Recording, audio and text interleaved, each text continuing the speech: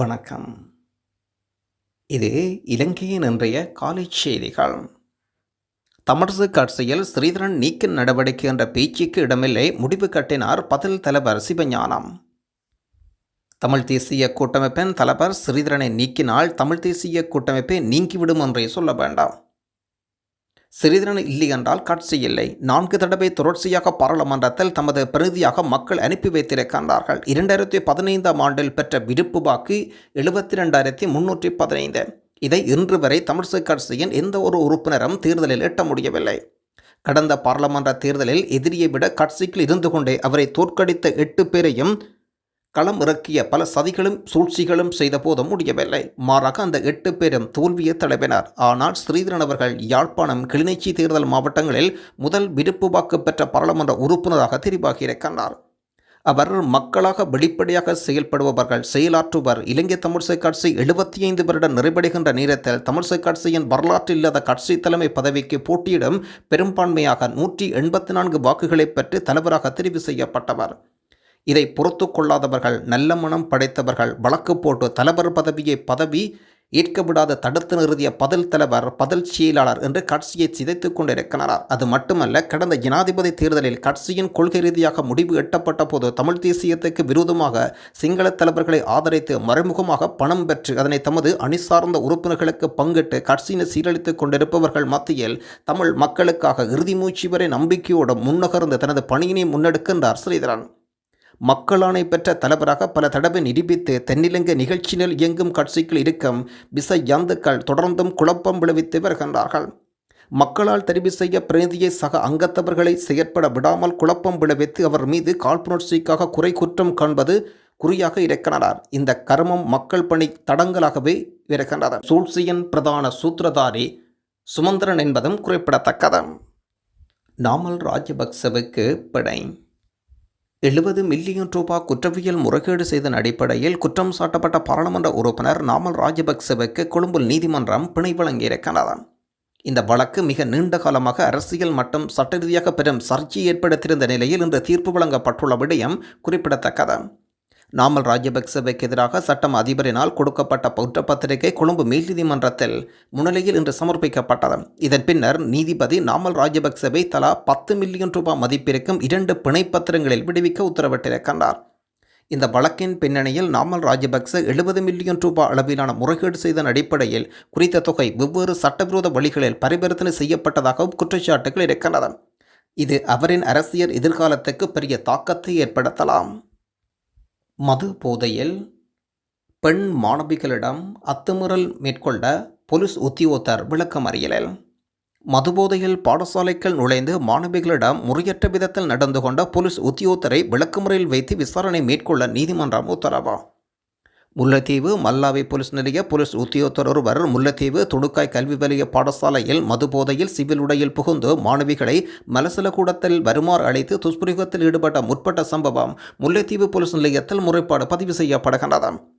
கிடைக்கப்பட்ட முறைப்பாட்டை தொடர்ந்து நடத்தப்பட்ட விசாரணையில் குறித்த போலீஸ் உத்தியோகத்தர் மல்லாவி போலீஸ் நிலையத்தில் கடமையாற்றும் ஒரு போலீஸ் கான்ஸ்டபிள் பணியில் இருக்கும்போது மதுபோதையில் இருந்ததாகவும் பாடசாலைக்குள் நுழைந்து மாணவிகளிடம் முறையற்ற விதத்தில் நடந்து கொண்டதாகவும் மல்லாவி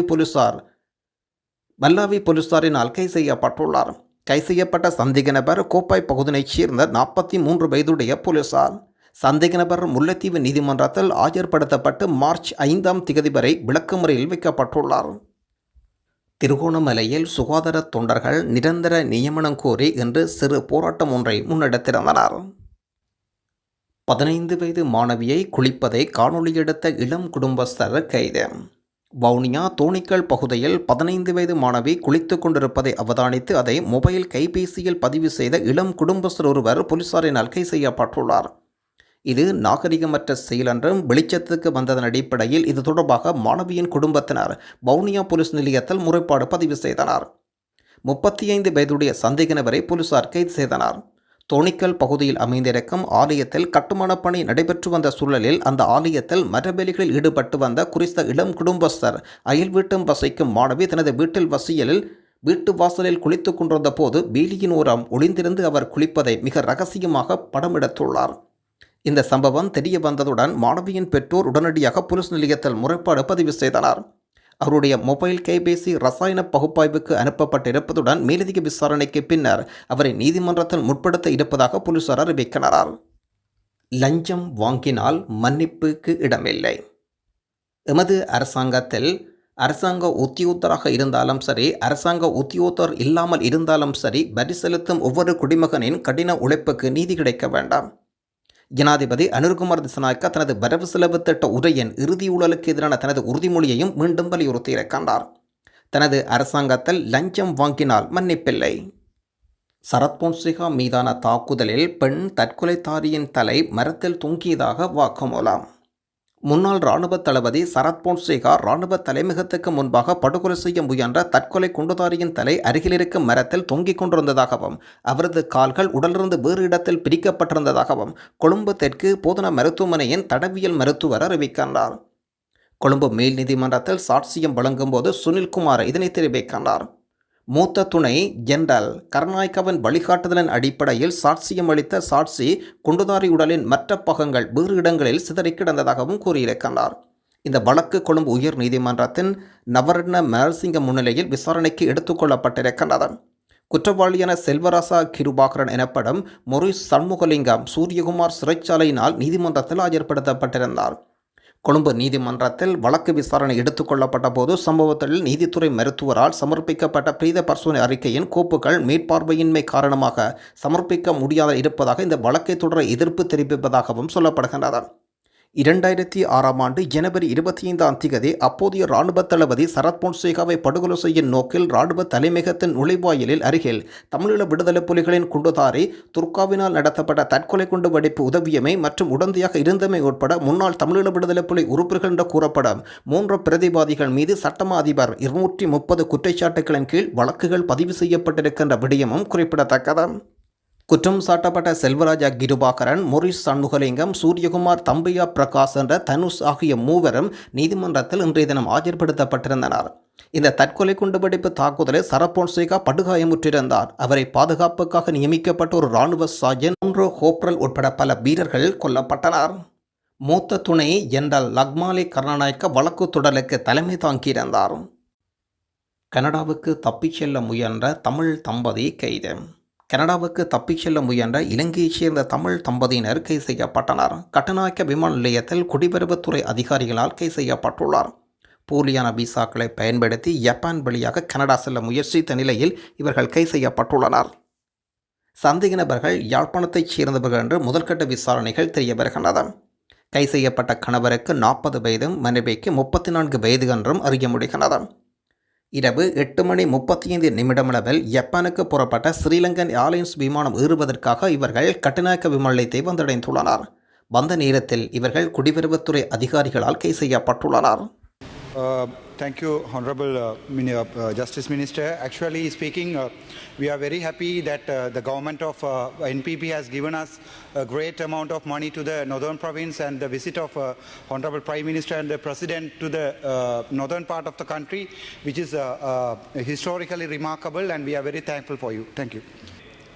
பல்வேறுபட்ட தரப்பினர் பல்வேறுபட்ட தேவைகளுக்காக அபிவிருத்தி பணிகளுக்காக பாரிய அளவிலான நிதி ஒதுக்கீடுகள், அதேபோன்று சிறுவர்கள், அதேபோன்று பாதிக்கப்பட்ட பெண்கள், அதேபோன்று நோய்களினால் நோய்வாய்ப்பட்டிருக்கின்ற அவர்களுக்கான நிவாரணம் போன்ற பல்வேறுபட்ட வசதிகள், அதேபோன்று பல்கலைக்கழக மாணவர்களுடைய மகாபல நிதியம் 2 மடங்காக அதிகரிக்கப்பட்ட விஷயங்கள் உண்மையிலேயே மிகவும் பாராட்டப்பட வேண்டிய ஒரு விஷயம். நாங்கள் அதற்கு நன்றி பாராட்டுகின்றோம். இந்த நாடு இருக்கின்ற இந்த பொருளாதார நிலைமையிலே இவ்வாறு ஒரு மிகச்சிறப்பான ஒரு வரவு செலவு திட்டம் சமர்ப்பித்திருந்தார். குறிப்பாக இருந்தாலும் இந்த வரவு செலவு திட்டத்திலே அரச ஊழியர்கள், தனியார் ஊழியர்களுக்கான சம்பள உயர்வு போதுமான அளவு வழங்கப்படவில்லை என்கின்ற ஒரு குறைபாடும் இருக்கிறது. நேற்று பட்ஜெட் சமர்ப்பித்ததன் பின்னர் வெளிவந்த ஒரு பத்திரிகையிலே, முரசு என்கின்ற மாலை முரசு பத்திரிகையிலே தலைப்புச் செய்தியாக எழுதப்பட்டிருந்தது, அரச தனியார் துறையினரை ஏமாற்றிய அனுரவின் பட்ஜெட். எதிர்பார்த்த சம்பள அதிகரிப்பு இல்லை என்று அந்த மாலை முரசு பத்திரிகையினுடைய தலைப்புச் செய்தியிலேயே அது குறிப்பிடப்பட்டிருந்தது.